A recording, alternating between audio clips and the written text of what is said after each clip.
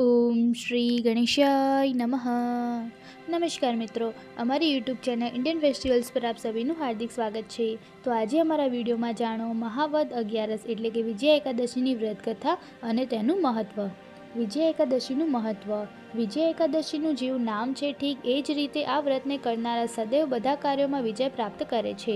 પ્રાચીન સમયમાં પણ રાજા મહારાજા લોકો આ વિજય એકાદશી વ્રતના પ્રભાવથી યુદ્ધમાં હારને પણ જીતમાં બદલી લેતા હતા। વિજય એકાદશીનું મહત્વ પદ્મપુરાણ અને સ્કંદ પુરાણમાં જોવા મળે છે। એવી માન્યતા છે કે આ વ્રતને કરવાથી શત્રુઓથી ઘેરાયેલા વ્યક્તિ વિકટ પરિસ્થિતિમાં પણ વિજય સુનિશ્ચિત કરી લે છે। મિત્રો, વિજય એકાદશીનું મહાત્મ્ય ફક્ત સાંભળવા માત્રથી જ વ્યક્તિના સમસ્ત પાપોનો નાશ થઈ જાય છે। આ ઉપરાંત વિજય એકાદશીનું વ્રત રાખવાથી મનુષ્યનું આત્મબળ પણ વધે છે। વિજય એકાદશી વ્રત કરનારા વ્યક્તિના જીવનમાં શુભ કર્મોમાં વૃદ્ધિ, કષ્ટોનો નાશ અને બધી મનોકામનાઓની પૂર્તિ થઈ જાય છે। એટલું જ નહીં, વિજય એકાદશી વ્રત જે કોઈ પણ સાચા મનથી રાખે છે તેના પર ભગવાન વિષ્ણુની કૃપા સદૈવ કાયમ રહે છે। તો મિત્રો, ચાલો હવે સાંભળીએ વિજય એકાદશીની વ્રત કથા। ધર્મરાજ યુધિષ્ઠિર બોલ્યા, હે જનાર્દન, મહામાસના કૃષ્ણ પક્ષની એકાદશીનું નામ શું છે, તેની વિધિ કઈ છે તે કૃપા કરીને કહો।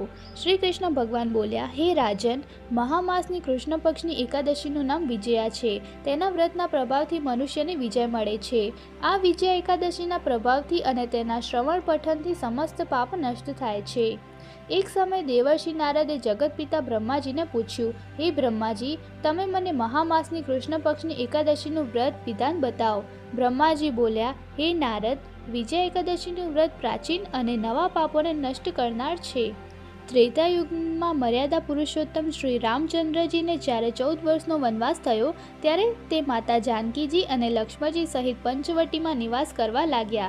ત્યારે પાપી રાવણે સીતાનું હરણ કર્યું। આથી તેઓ વ્યાકુલ બની સીતાજીની શોધમાં નીકળી પડ્યા। ફરતા ફરતા તેઓ મરણાસર જટાયુની પાસે પહોંચ્યા। જટાયુ પોતાની કથા સંભળાવી સ્વર્ગલોક ચાલ્યો ગયો। થોડા આગળ વધીને શ્રી રામની સુગ્રીવ સાથે મિત્રતા થઈ અને વાલીનો વધ કર્યો। શ્રી હનુમાનજી રામચંદ્રજીની પાસે આવ્યા અને બધા સમાચાર કહ્યા। શ્રી રામચંદ્રજીએ સુગ્રીવની સંમતિ લઈને વાનરો અને રીંછોની સેના સહિત લંકા તરફ પ્રસ્થાન કર્યું। જ્યારે શ્રી રામચંદ્રજીએ સમુદ્ર કિનારે મહાન અગાધ મચ્છરોથી યુક્ત સમુદ્ર જોયો ત્યારે તેમણે શ્રી લક્ષ્મણજીને કહ્યું, હે લક્ષ્મણ, આ મહાન અગાધ સમુદ્રને કઈ રીતે પાર કરીશું? ત્યારે શ્રી લક્ષ્મણજી બોલ્યા, હે રામજી, તમે આદિ પુરુષ પૂર્ણ પુરુષોત્તમ છો। અહીંથી લગભગ અડધા યોજનની દૂરી ઉપર કુમારી દ્વીપમાં બગદાલભ્ય નામના ઋષિ રહે છે। એમણે અનેક નામના બ્રાહ્મણોને જોયા છે। તમે એમની પાસે જઈને એનો ઉપાય પૂછો। લક્ષ્મણજીના વચનો સાંભળીને શ્રી રામચંદ્રજી બગદાલભ્ય ઋષિ પાસે ગયા અને એમને પ્રણામ કરીને બેઠા। મુનિએ તેમને પૂછ્યું, હે રામજી, તમે ક્યાંથી પધાર્યા છો?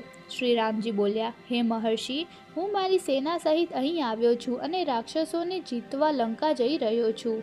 બગદાલભ્ય ઋષિ બોલ્યા, હે રામજી, હું તમને એક ઉત્તમ વ્રત બતાવું છું। મહામાસના કૃષ્ણ પક્ષની વિજય એકાદશીનું વ્રત કરવાથી તમે સમૃદ્ધ અવશ્ય પાર કરી શકશો અને તમારો વિજય થશે। હે રામજી, આ વ્રતની વિધિ એ છે કે દસમના દિવસે સોના, ચાંદી, તાંબા કે માટી કોઈ પણ એકનો કળશ બનાવવો। આ ઘડામાં પાણી ભરી તેના ઉપર 5 પલ્લવ રાખીને વેદિકા ઉપર સ્થાપન કરવું। એ કળશના નીચે 7 અનાજ ભેળવવા અને ઉપર જવ રાખવા। તેના ઉપર શ્રી નારાયણ ભગવાનની સુવર્ણ પ્રતિમા સ્થાપિત કરવી। એકાદશીના દિવસે સ્નાન આદિ નિત્યકર્મથી પરવારી ધૂપ, દીપ, નૈવેદ્ય, નાળિયેર આદિથી ભગવાનનું પૂજન કરવું। એ સમસ્ત દિવસ ભક્તિપૂર્વક કળશની સામે બેસી વ્યતીત કરવો અને રાત્રિમાં પણ એ જ રીતે બેસીને જાગરણ કરવું જોઈએ। દ્વાદશીના દિવસે નદી અથવા તળાવમાં સ્નાન કર્યા પછી આ કળશને બ્રાહ્મણને આપી દેવો। હે રામ, જો તમે આ વ્રતને સેનાપતિઓની સાથે કરશો તો અવશ્ય જ વિજયી થશો। શ્રી રામજીએ મુનિની આજ્ઞા અનુસાર વિધિપૂર્વક વિજય એકાદશીનું વ્રત કર્યું અને તેના પ્રભાવથી દૈત્યોના ઉપર વિજય મેળવ્યો।